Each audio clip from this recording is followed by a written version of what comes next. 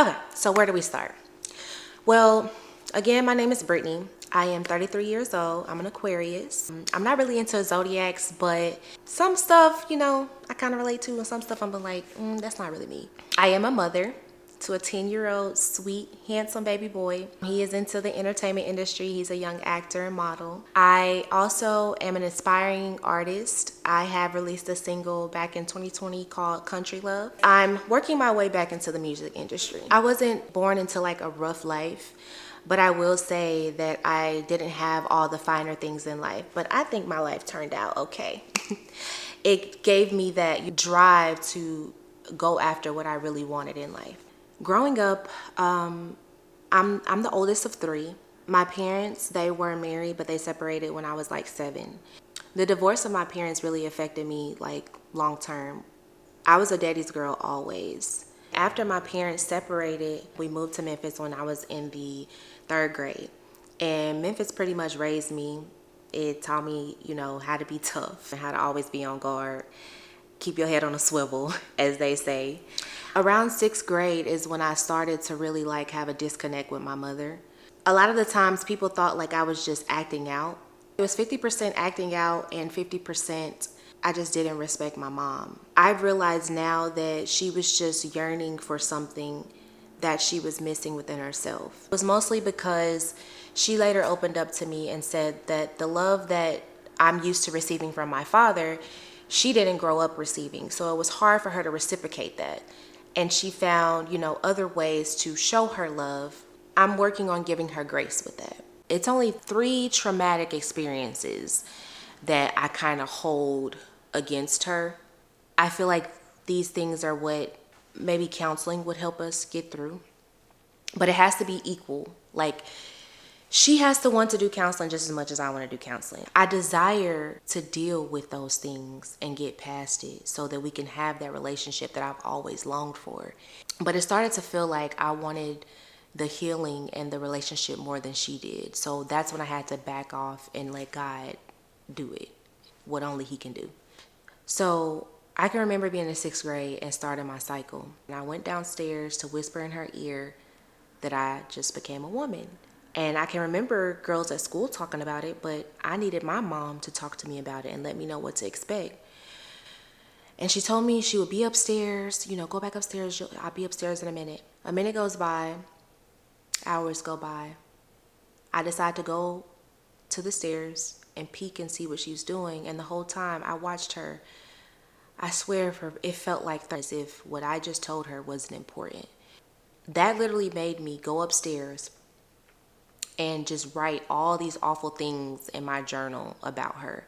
So the reason I had a journal is because growing up, my mom, she always kept us with journals. Like, I think it was more so for her to understand what was going on in our head because she would read them. And that was part of the reason why I went upstairs to write in my journal about how I felt about her, because I knew she was going to read it. And I intentionally left it hanging out from under my pillow for her to read it, because I was so pissed that she did not come upstairs and talk to me and teach me about being a woman.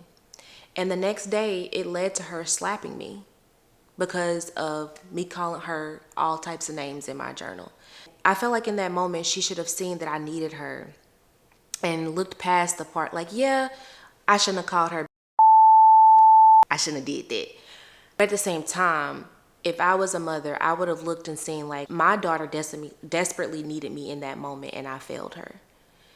This is the first time I've really spoke about this publicly. So if she does come across this will be the first time she's heard in detail of what I've held on to all these years. Another time that really like made me resent her was growing up. My mom didn't really buy us a lot of things. She would do stuff with us, don't get me wrong, but the things that I didn't like that she did was like she would buy gifts and stuff for my friends that wasn't on clearance, but then when she shopped for us, we had to shop on the clearance rack. So I would want to wear my friends' clothes because their clothes seemed nicer than mine. And I can remember one time being called out by my friend's mama because she recognized the outfit that I had on was her daughter's. My mama had bought it for her. And in that moment, I was just like, bruh, like, why my mama can't buy me this stuff? Why I gotta wear clearance clothes and my friends get to wear nicer clothes? And one particular Christmas, my mom didn't get us anything. She told us that she would buy our stuff for around income tax time. There were several Christmases where she would say, she couldn't get anything for us for Christmas, but she would buy us stuff around income tax. And we each would get like $200 to spend. And this particular Christmas, we watched her gift a Green Bay Packers jersey, a real one, and an Xbox. What you mean we couldn't get none for Christmas? But this nigga, okay. This is also something that I've never publicly spoken about. And anyone that's known me since a younger age and witnessed some of the things that me and my mom went through, like the fighting, me constantly being back and forth with my dad, this was why. It was like I just didn't respect my mom because of the things she did. It caused me to be very like rebellious, and I would just do things because I just didn't respect her.